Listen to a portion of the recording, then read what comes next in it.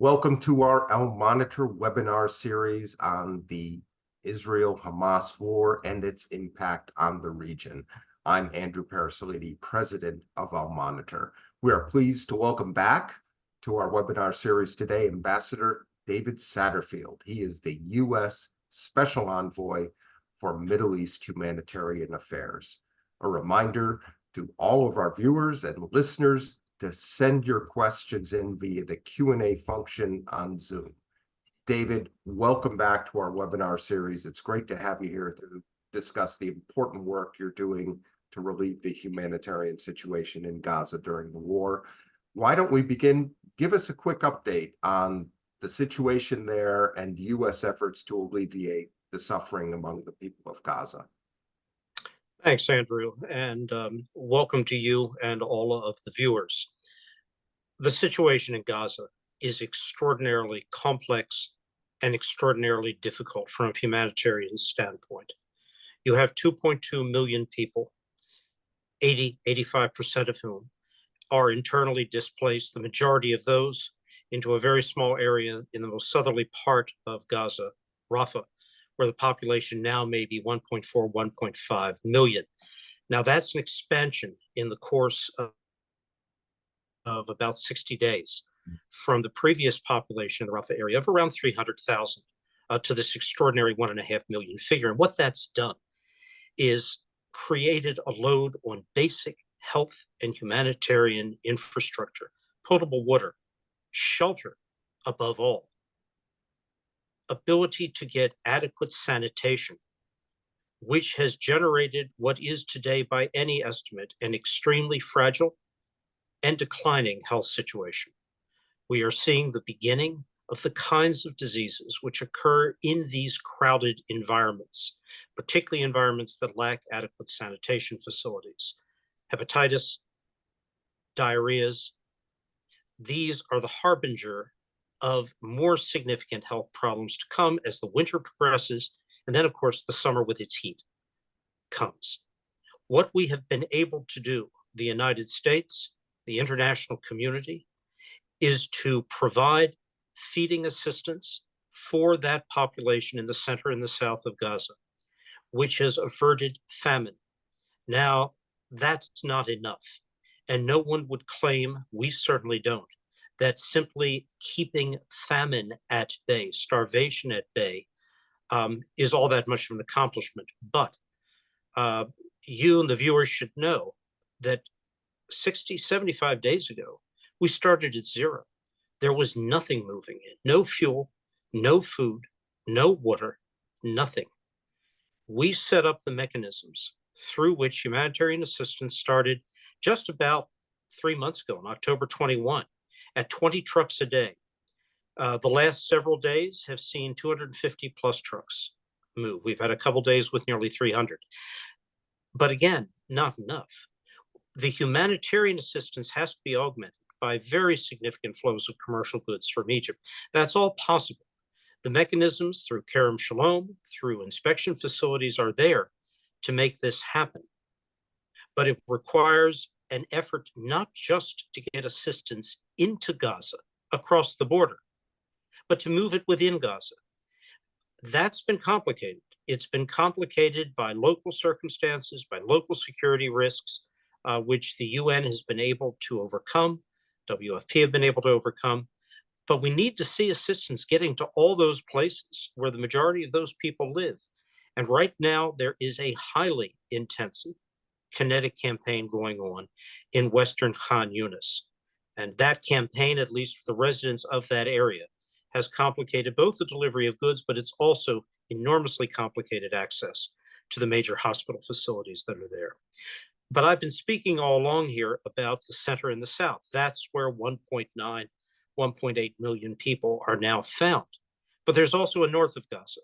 And the situation in the north is not clear to us. It's not clear to the international humanitarian community because there has been exceedingly little access possible. The number of people currently in the north, estimated between 175 and 300,000. No one really knows the numbers. But it's essential that the United Nations be able to get up to the north on a sustained basis to be able to safely and securely distribute assistance, stabilize the situation on the ground, and make an assessment of what the humanitarian needs are there. And so we, the United States, are very much focused on getting the ability, the coordination necessary for the UN to move. And I'll make one other point.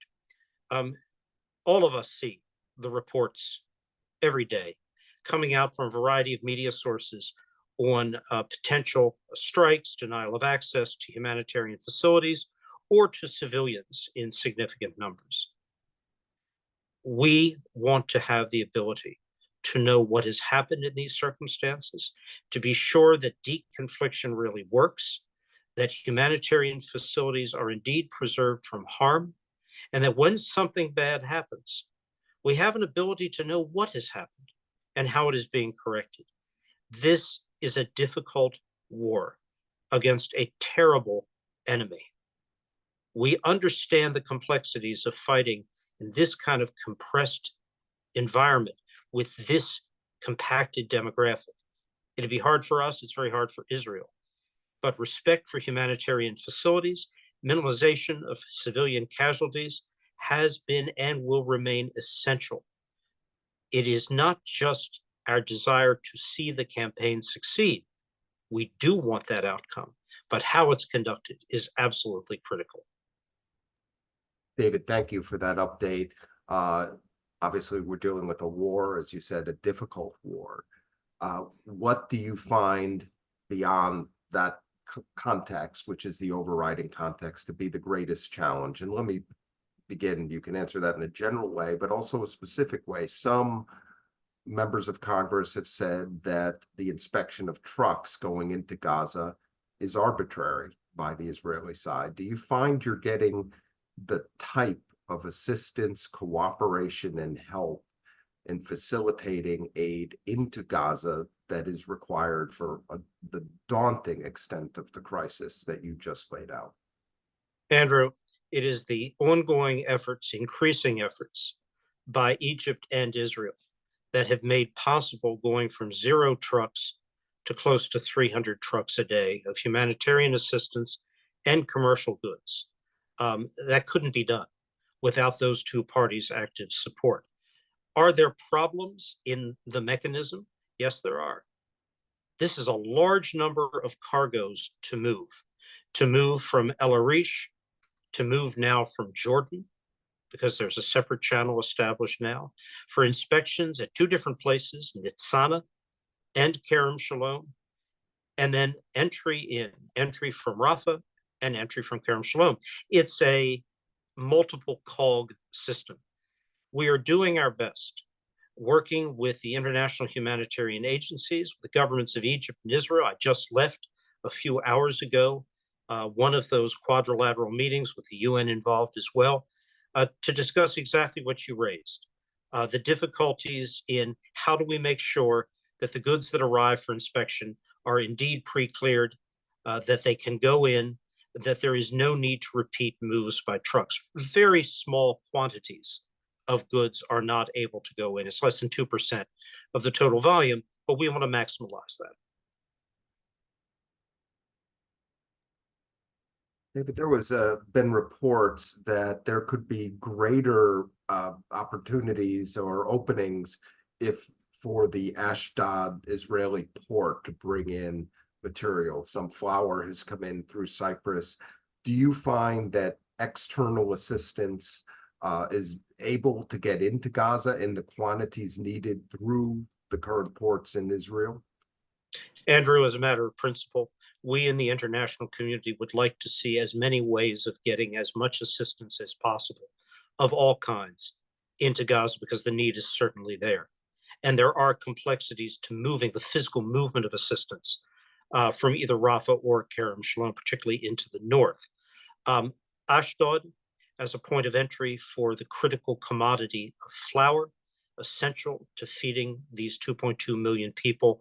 Flour, bread is a staple in the region. It's essential. We have the arrangements in place for flour to move.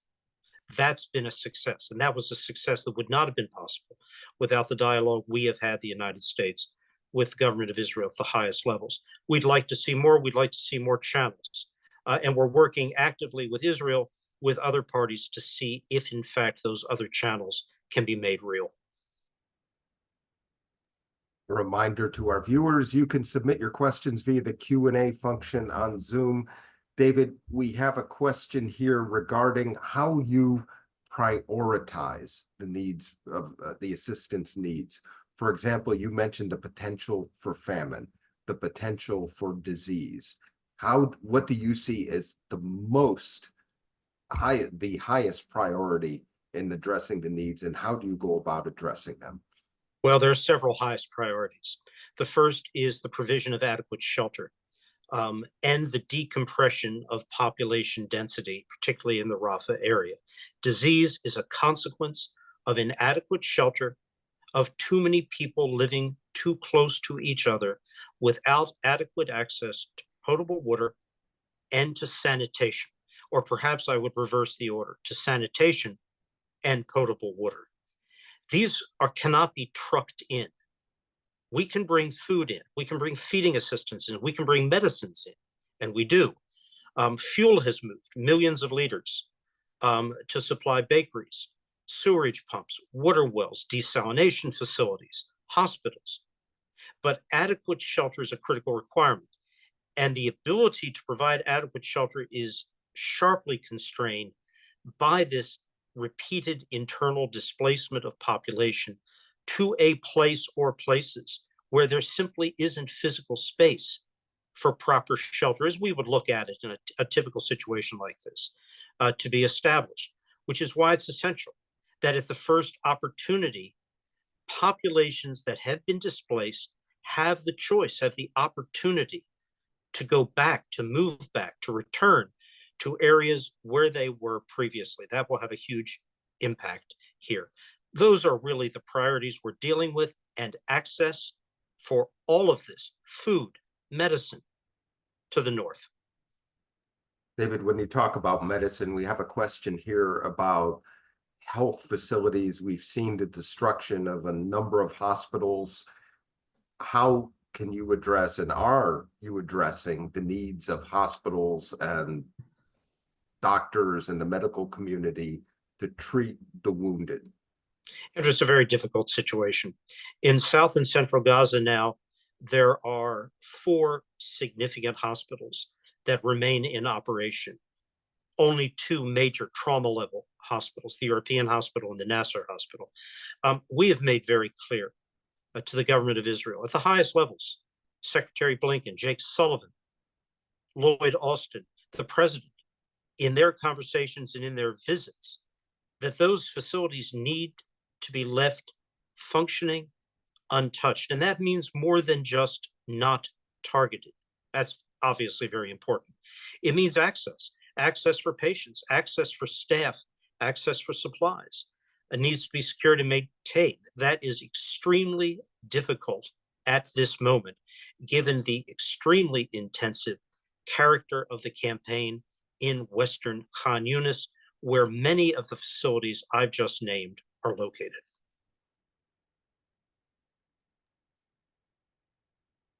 David, are you concerned about Gazans' ability to exit the strip? I mean, we hear, many of us know people who have been trying to get out of Gaza. What have been the mechanisms to allow people to leave? And do you find that that's been an issue, especially with the role of brokers and others who are charging massive fees for people stuck there?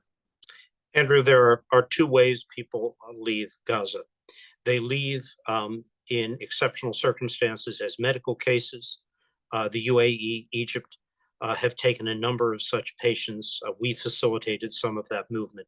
But with respect to the general population, the way out of Gaza requires coordination. It's all through Rafah between the government of Egypt and its security services and the government of Israel and its security services. The way this works is countries, the United States, many other nations, international organizations submit the names of those for whom they wish clearance to exit. That clearance is then vetted, is by both governments, is posted in the individuals who are after leave. Almost 1,600 American citizens, lawful permanent residents, and their immediate families, parents, children, grandparents, have been able to depart in that fashion. That's just for the United States, and many thousands more from the broader international community. Related question just came in on Egypt. How would you characterize overall Egyptian cooperation? Egypt is doing all that it can with the resources it possesses to deal with the challenge spun up extremely suddenly to manage a humanitarian hub in El Arish, from which assistance moves to Rafah and now to Kerem Shalom. It's a big task. It's something larger than the Egyptian Red Crescent has ever taken on in terms of domestic problems, and we understand the challenges. It's why we are working to augment the flow of assistance into Gaza through another alternate channel from Jordan across the bridge and in through Kerem Shalom. But Egypt is doing an extraordinary job. None of what is happening could have happened without the active engagement of the Egyptian government and the Egyptian Red Crescent. David, a question here. Just yesterday, a UN shelter housing 800 people was hit with tank rounds in Khan Yunis, killing at least 12 people. The UN says the building's coordinates had been shared with the Israeli authorities. It also says that 237 of its buildings had been hit during the war. When we get these reports, what does that tell you about Israel's stated commitment to protect civilians and aid workers? And are you satisfied with the Israeli deconfliction mechanism? Andrew, I'll turn to the case of the UNRWA training facility. We don't know, and the UN does not know at this hour, what happened there. That is the subject of a direct discussion between the UN. They have a specialized agency able to conduct forensics on this kind of event, the government of Israel and us. In fact, it was the subject of much discussion both yesterday and then again this morning with all of the parties concerned. We need to see the Israeli and the UN investigations proceed as rapidly as possible. If this was indeed, and we cannot say that at this point, a kinetic action, then corrective measures need to be taken to ensure that this does not happen again. We have had other instances where there have indeed been validated Israeli errors, strikes on deconflicted facilities. What we have underscored in those cases is full transparency and corrective measures taken to ensure that whatever happened doesn't happen again. But those are specific cases. The broad answer to your question is we have reinforced back October 18 and 19 that the way in which the campaign is conducted is as important and as intrinsic to the success of the campaign, to the ability of the international community, the United States, to support the campaign, as are the goals themselves. And everything possible, which means more, needs to be done to minimize civilian casualties, to have a deconfliction process mechanism that functions and that preserves as intact as possible humanitarian facilities and humanitarian staff and movements. More needs to be done. David, a follow-up question there. Is there anything, again, based upon your observations and engagement on this issue that the IDF can and should be doing to protect civilians? Andrew, the way you, Yeah. Andrew, this is a very tough campaign. It would be difficult for the United States, with all of our experience, to be able to conduct this kind of campaign in a compressed, confined space. There is no place people can be moved out to. We don't want Gazans to be displaced from Gaza. We want them to stay as a matter of fundamental principle. But that also makes the conduct of a campaign like this much, much more difficult. And it is both an above ground and below ground campaign. And I'll give you an example of that. Major Israeli military operations halted some 10 days, 2 weeks ago in northern Gaza. There was a significant deployment out of Gaza of Israeli units and a concentration of the remaining units in an area away from outside of urban areas like Gaza City. What happened at the end of last week? Hamas rocketed from the heart of Gaza City, Netivot, an Israeli city just outside the Gaza Strip, and engaged in a series of firefights which continue in the north.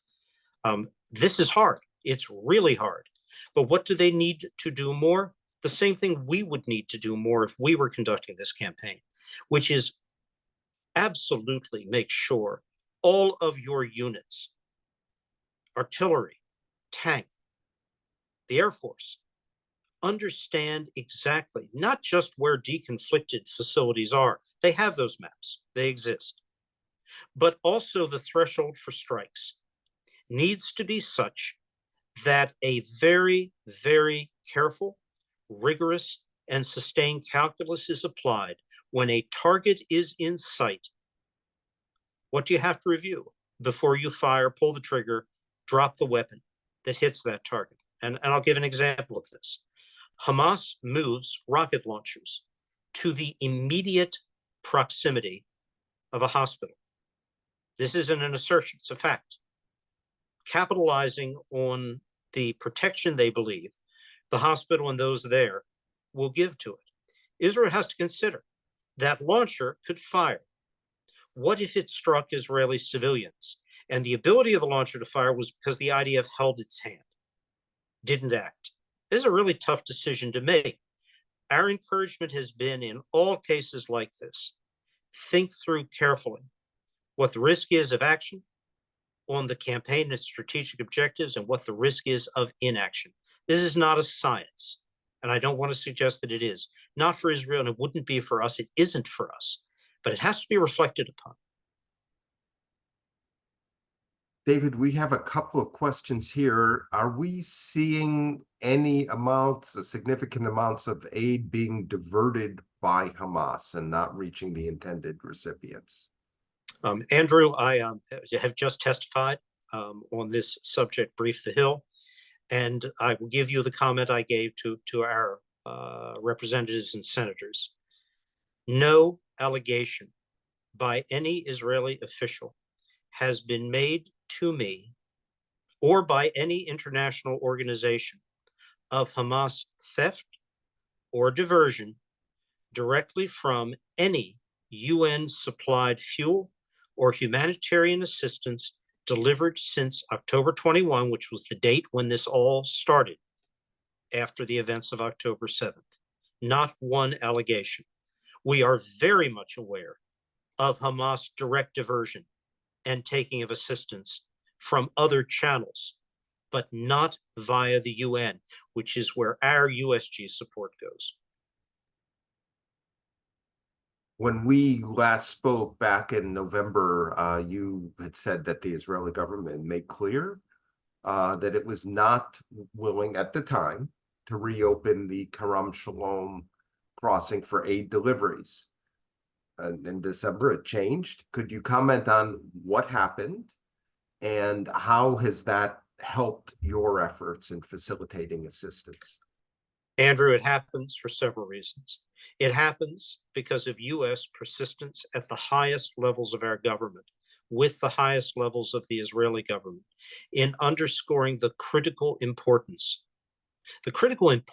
to this campaign of adequate humanitarian assistance going in.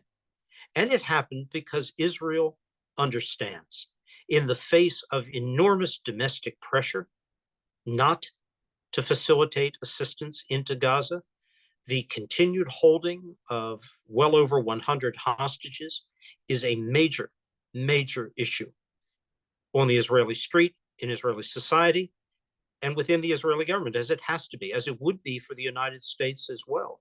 But there was a recognition that another step had to be taken. Despite this, it has made an enormous game changer difference to have the facilities at Kerem Shalom, which unlike Rafah, were designed for truck traffic, for inspection, for physical movement, for warehousing.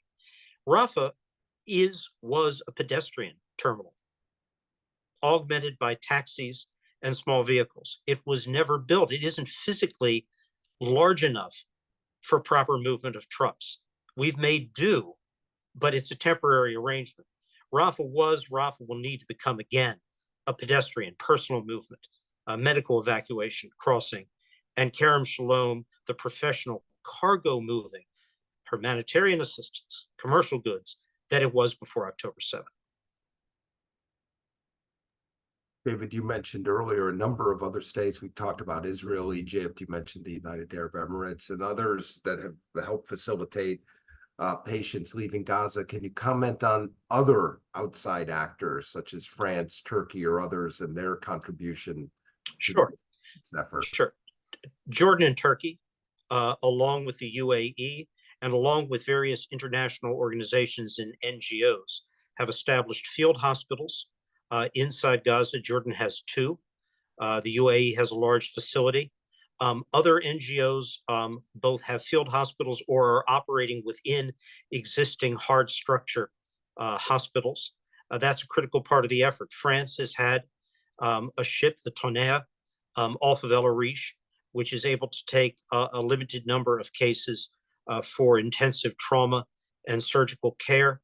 All of this has contributed to the ability to meet the medical needs in Gaza, but it's not enough given the enormous load of patients and the kind of injuries that have to be treated here. David, we've reported here at Al Monitor on some dissent within the administration over Gaza policy, with some U.S. government officials concerned that we have not supported a ceasefire. Has this affected your work at all? And are you concerned that there may be more calls within the Congress to condition U.S. assistance to Israel? Andrew, on reported expressions of dissent within the executive branch itself, I really can't comment. I've spent all but a very few days since October 15 out here working this issue. So that's outside my remit. With respect to congressional concerns, yes, we're well aware of congressional concerns. I speak with the Hill, bipartisan basis. So do many other officials. We understand their concerns. My point would be this: a ceasefire standing alone helps only Hamas. And Hamas must not be able to emerge from this conflict in a position where it can credibly claim victory. That'll have an impact, first and foremost, of course, on Israel, Israeli security, Israeli society. But it will also have an immediate and negative, tremendously negative impact on Ramallah and the Palestinian Authority, which is the real target and has always been one of the real targets of Hamas. Israel is the proximate rallying point. The real objective is political and ideological, to seize control in the West Bank, and then the broader Arab street, where Hamas very much wants, and I think quite wrongly calculated just before October 7th, that in response to its massacre, there would be an uprising of Arab support, of Iranian support, Hezbollah and other proxy Iraq, Syria support, and in the West Bank. That didn't happen. But that's the real objective of Hamas, and that is why a ceasefire that stands alone, that is not part of a pause for the release of hostages, really is not something which the United States government can support. David, a very specific question regarding the trucks entering Gaza. We talked a little about flour earlier, and you talked about how important bread is to people there. What else is included in the supplies that are reaching Gaza? It's a mix. It's everything from clothing, blankets, shelter materials, which can range from tents to plastic and framing to put up more makeshift shelter. It is medicines, including medicines that require cold chain custody of vaccines. It is fuel by the millions of liters that have gone for distribution, both to other UN agencies, but also to those facilities that I noted, humanitarian objectives. All of that has gone in, and then feeding material. But the feeding material that has gone in are all what we would consider dry, ready-to-eat foods. Because of a shortage of cooking gas, cooking oils, we are not being able to move in. There is no efficiency in moving in food that has to be prepared, but that needs to come. And that's why commercial supplies, fresh goods, meats, produce, fruit, and other non-food commodities need to come in to augment humanitarian assistance. Just preventing famine, that's a pretty significant achievement, but it's not enough. You need a normal full diet to be restored. That's going to require commercial goods. It's also going to require cooking oil and cooking gas in quantity. David, as our time begins to wind down, as an American diplomat, you've had extensive experience in the region. You're dealing with a severe humanitarian crisis. When you look at the day after the conflict in Gaza, it seems like the type of work you're doing now is only at the beginning of the beginning. How do you see what will be needed in Gaza in the context of what's being discussed, which is a process toward a two-state solution and a Palestinian state? If you could comment on looking ahead. Well, Andrew, quite fortunately, my mandate, my mission is humanitarian. It is to do what is possible to coordinate efforts, whether advancing the situation on the ground or mitigating harm, mitigating damage, to ensure there is a day before that is permissive of that day after that you spoke of. And that requires not only that the humanitarian situation in Gaza is stabilized, improved, that the internal displacement of persons can begin to be eased, and people given the opportunity to see whether it is safe and secure to return to their homes. All of that is part of the preparation for that day before. But there's one other element that is a sine qua non, a without which no day after. Hamas must not retain the ability to deny administration, governance, reconstruction to anyone but themselves. If they are in a position to threaten, to intimidate, behind closed doors or in the open, the day after doesn't come. It doesn't come from the Emirates or Saudi Arabia. It doesn't come from Europe, and it can't come from us. That is why Hamas must be degraded and diminished in this regard. And in parallel, if Hamas retains the ability to threaten Israel in the manner that it did on October 7th, none of this will be possible either. Ambassador David Satterfield, thank you. Thank you for your time today. I appreciate having you here in our webinar series. I hope we can have you back again at some point. And thank you for the important work you're doing to facilitate humanitarian assistance during this very difficult time for the people of Gaza.